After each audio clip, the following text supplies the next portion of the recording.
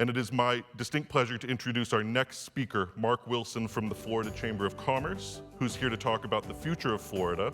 And he'll share with us what Florida looks like now, who's moving to the state, and what Florida might look like with growth. Thank you.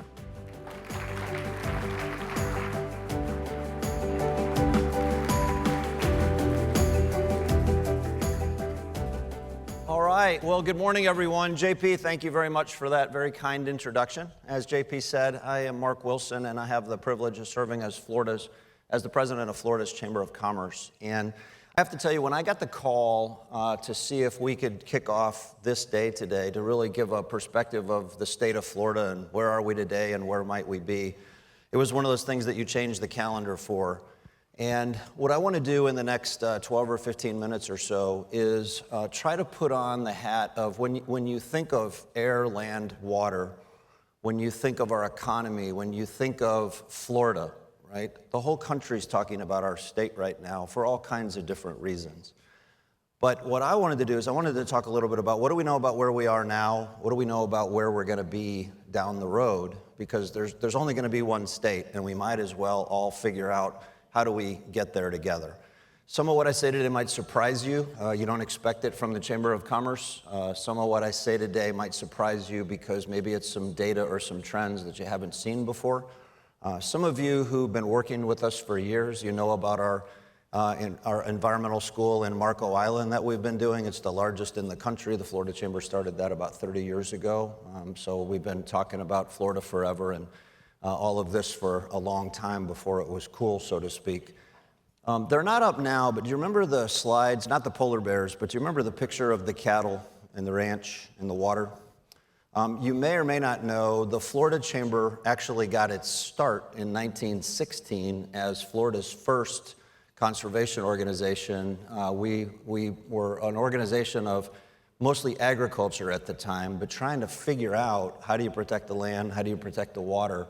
And so if you go back and look up the history of the Florida Chamber, that was our history. And several years later, a group got together and said, you know, Florida is going to one day be more than agriculture and more than land. We might as well figure out how to diversify this economy. And all these years later, that's where we got the Chamber of Commerce. So just a little bit of backstory there. I always like to start presentations with this nighttime view of a part of Florida because there's this conversation about how do we grow the right way is something that we've been trying to be part of for a long time. I do want to acknowledge, I know there's probably a few people in the room who already take exception to what I just said, how do we grow? I do know because some of you call me, some people are interested in the conversation of how do we stop growing?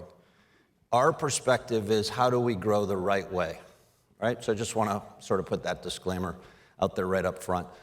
Let me also say, I know some of you are regular Ragnar fans, and I want to tell you a couple of years ago I had the opportunity to do my first one, and JP did a very kind introduction of me, but as he was doing that, I got to thinking, when you're the president of the Florida Chamber, you're called a lot of things, right? It's not always good, sometimes it is, but those of you who are Ragnar fans, when I got to do my first one, it was in Central Florida, I think it was in Polk County, and it was my first loop, and I'm out, and I was passed so many times, and those of you who've been on this before, you know that what you say is on your left, right? You know what I'm talking about? So when I got back to the RV and I told everybody, I said, look, my whole life I've been called Mark, but I just realized my real name is on your left, right? So those of you who are Ragnar fans, you know what that means, but you also know that that is one of the best ways to see this amazing state that we have. It's not get in your car and drive down I-4, it's get out in the middle of it. And so I just really want to encourage, I know everybody here has already done that, but we need more people to do it. Okay, I like the nighttime view because you can see where people are, right? And you can see we still have the opportunity to get it right on a go-forward basis. And so I want to quickly walk you through as much of this data as I can. I've already told the team here I want to have another meeting in 2 weeks because I want to take the top 5 things coming out of this conference. And I want to, right, we've already talked about this. I want to talk about how can the Florida Chamber be wind at the back and partners when it comes to this combination of conservation, sustainability, resilience, and growing the economy, right? This isn't an either or, it's an and we get that. The point of this is, as I quickly go through this, and you can have this whole deck or talk to our economists or researchers, any of this data that you would want a deeper dive on. Everything about our state's changing, and I'm going to touch on each one of these in the few minutes I have. Our population, our demographics, obviously, our politics are changing, and our economics are changing. So I want to walk you through that. I could spend my entire time up here on just this one slide. So let me tell you what you're looking at. Some of you have worked with the Florida Chamber Foundation for decades, and you're aware of our cornerstone research that we do every 10 years. We invest about $2 million every 10 years in a look at where's the world going to be in 20 years, where's the hemisphere going to be, and what's the Florida opportunity based on everything we know. The current version is called Florida 2030 Blueprint, and you're looking right now at a slide that's the executive summary of the executive summary, and I think is incredibly relevant to what you talked about yesterday, and certainly what you're talking about on policy all day today. So here's the executive summary. If Florida was a country, our GDP, we would be the 16th largest economy on the planet. So we're bigger than Saudi Arabia right now, and we're about ready to pass Spain. But the data says we can be 10th largest from a GDP standpoint by 2030 if we do the right things with the environment, with early learning, with infrastructure, right? So just understand that's our perspective, is if we're going to grow, how do we do it the right way? Look at the next set of bullets. 39 goals. There's 39 different things we have to get right. And I just talked about some of them. But look at the metrics here. By 2030, right, so think 7 years down the road, we're going to add 2.8 million more people to our state. And by the way, we have 40,000 more people a year die than are born in Florida. So the 1,020 that we add every day are coming from another country and from another state. So be thinking about the diversity and the mindsets that brings, right? 1.26 million jobs, that's how many jobs the private sector has to create between now and 2030. And then the other two numbers, 40 million. We're going to have 40 million more annual visitors. Annual visitors on top of the 130 plus million that we have right now. Plus, to top it all off, if you like traffic and we don't solve this, we're going to have 2.5 million more drivers on our roads by 2030. So I could give you 25 more of these, but you get the point. We're growing. And as I've often said, we need to grow smarter over the next 2.8 million people than we did over the last 2.8 million people. Some of you are familiar that we measure all of this, right? This is kind of a don't take our word for it, but like let's put the scoreboard up. In fact, one of my last slides, I'm going to ask for your help creating the next sustainability scorecard that you'll see for Florida. So what you won't see is the Florida Chamber's name on the scorecard because we want this to be something that we all own and we all could agree to. What you're looking at here, we have hundreds of thousands of metrics.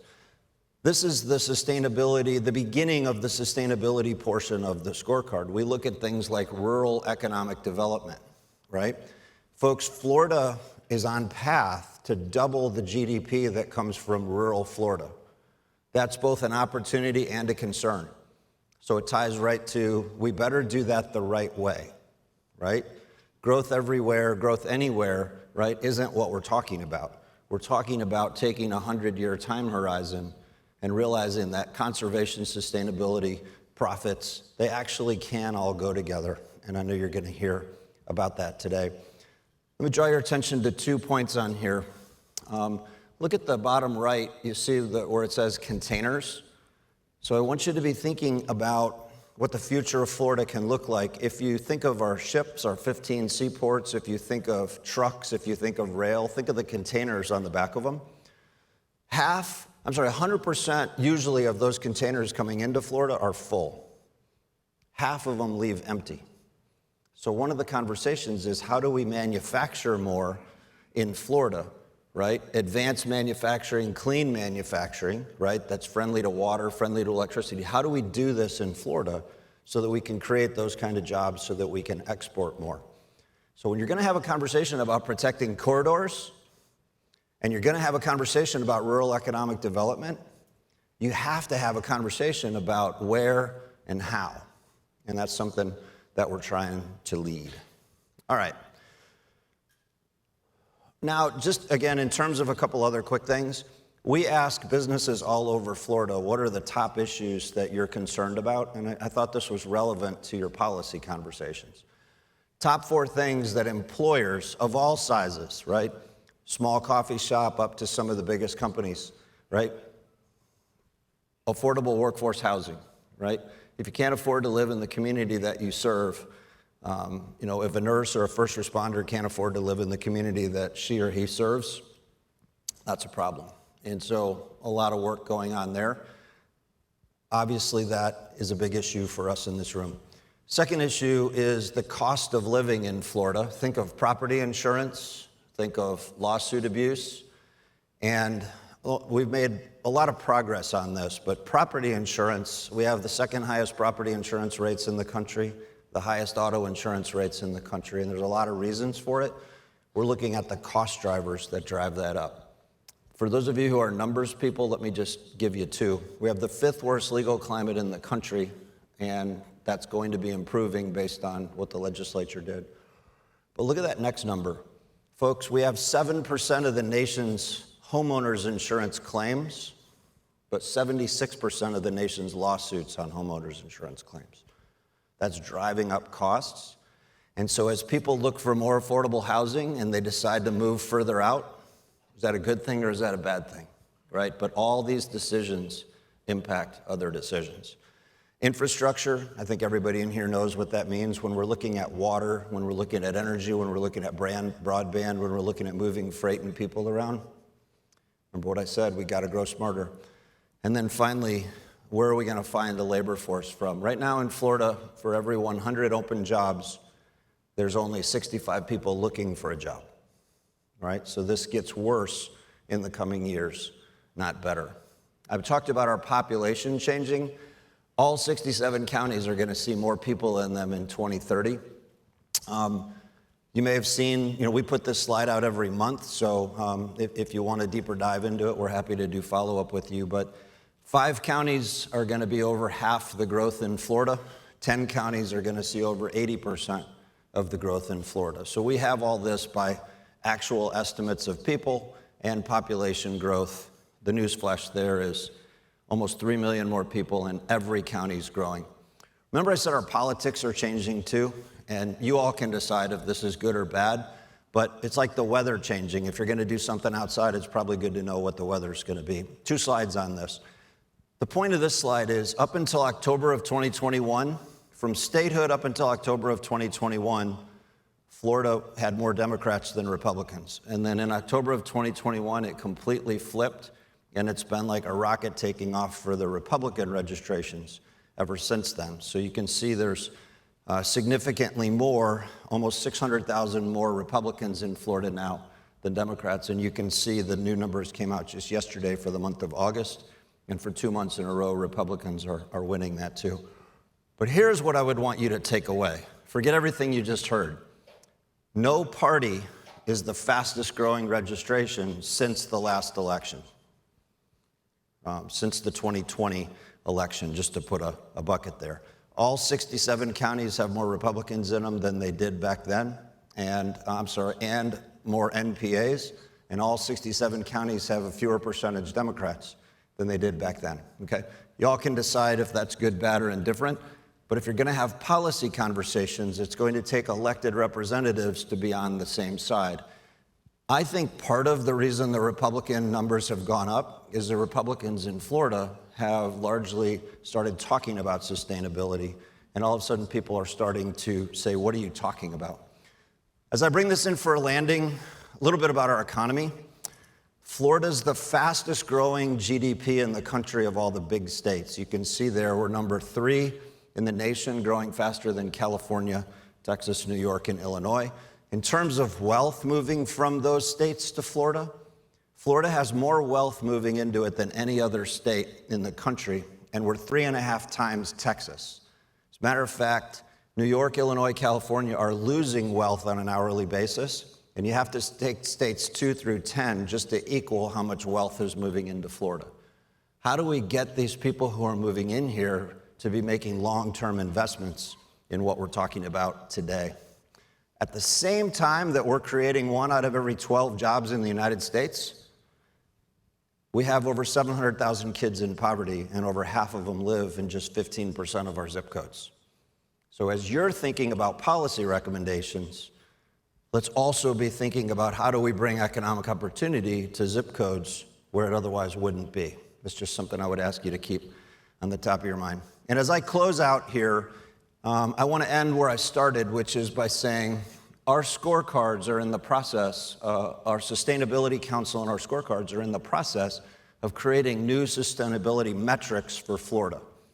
And this is all led by Florida Blues' John Trevathan. He leads our Sustainability Council, our best practices work. Companies like Coca-Cola, ABC, and others are a part of this.